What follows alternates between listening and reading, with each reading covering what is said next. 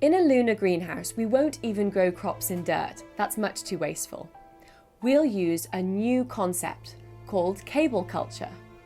Cable culture is the heart of the inflatable lunar greenhouse, and how it works is that the plants are grown in this envelope and Velcro closes the flap on the top of it, and they grow out, and the roots are in the bottom and the nutrient flows around the roots. It's a nutrient film technique system, NFT, and it's strictly a hydroponic system. The only material that is required is the small amount that the seedling is grown in, and that can be many things like coconut husk or rock wool or something like that, but it's very small, and most of the plant just grows in the nutrient.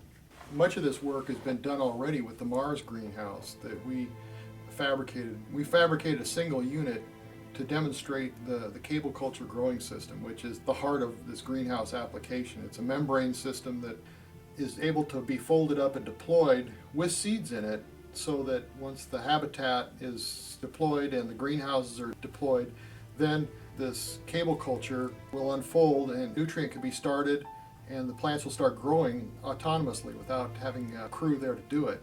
The plant root is in the bottom here, and the plant grows up through the top, and this is fastened around the seedling, and then a cable is stretched from each end of the greenhouse, and then it overlaps this part, this flap.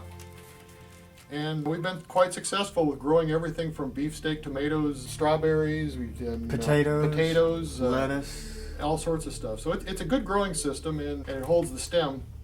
And the plants have to be supported by wires if they're a tall plant, but if they're like a strawberry, they just grow on either side of it.